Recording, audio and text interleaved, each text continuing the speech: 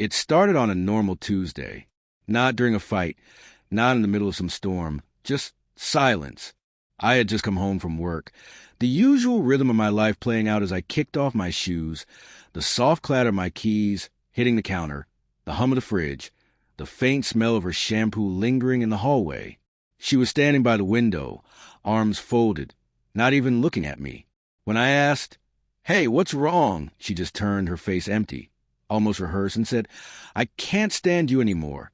For a moment, I thought I misheard her. I actually chuckled, thinking she was joking, but there was no smile, no anger. She wasn't even upset. She was just done. That hurt more than any shouting ever could.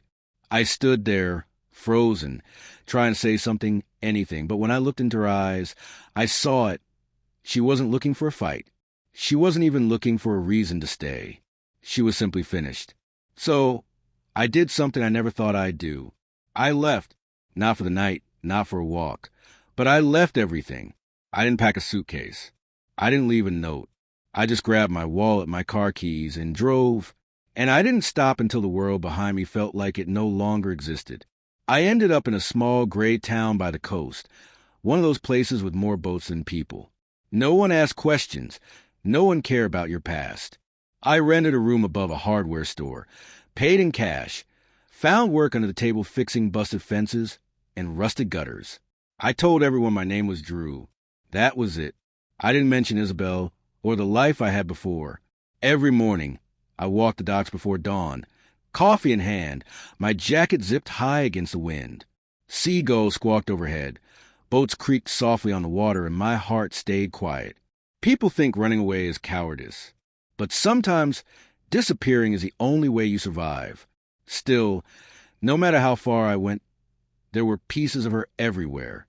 The smell of tea in the morning, the songs on the radio, the way I would still reach for her hand in my sleep. She never called, not once, and that, in its own way, hurt more than anything. Months passed, and I built a quiet life for myself.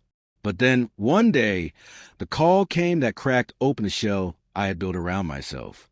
It was Darren, an old friend we both knew, someone I hadn't spoken since I left.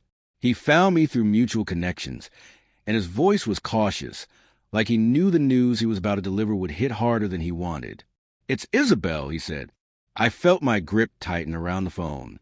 "She's sick, man. Cancer. Stage 1. They caught it early, but she's alone." Silence. "Andrew," he added softly, "I know it's not my place, but she's not doing great, and she doesn't really have anybody else." I don't remember saying goodbye. I just remember the sound of the highway as I drove.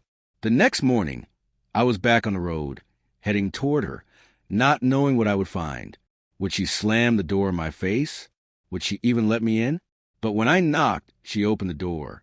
She looked thinner, tired, but still unmistakably her. Her eyes widened when she saw me. "Andrew," she whispered. "I'm here," I said. "You don't have to say anything. I'm just here if you need someone."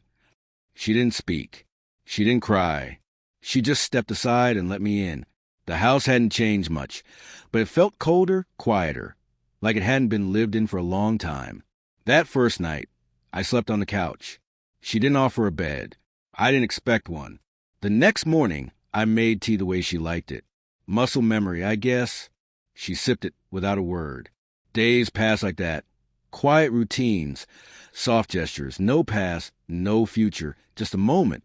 Her treatment started soon after chemotherapy, the exhaustion, the nausea.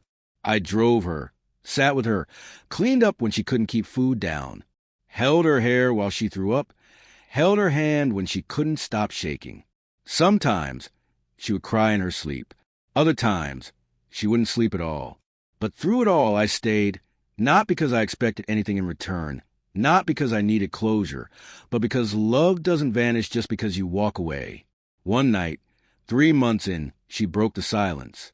We were sitting in the kitchen, the same way we always did, and she looked up from her tea. "Why did you come back?" she asked. I paused, thought about lying, but didn't. "Because I still care," I said, my voice steady, "even when you didn't." She nodded slowly, her lip trembling, but no tears came. And for the first time in almost a year, she reached across the table and touched my hand.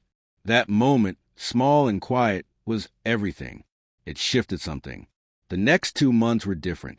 She started laughing again, just a little. We watched movies on the couch, just like we used to. We went on slow walks around the block, her fingers hooked around my arm. I'd read to her when she was too tired to look at a screen. She'd fall asleep with her head on my shoulder. We talked about everything. Why it fell apart, why we stopped listening, why she said what she said.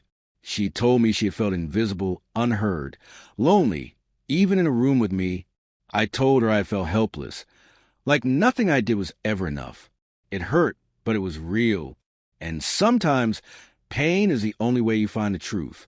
And then came the day we were waiting for. The doctor looked over the results, smiled, and said, "You're clear." Just like that, no fanfare, no dramatic music. Just relief so heavy, it made her collapse into my arms, sobbing like a child. I held her like I never wanted to let go again.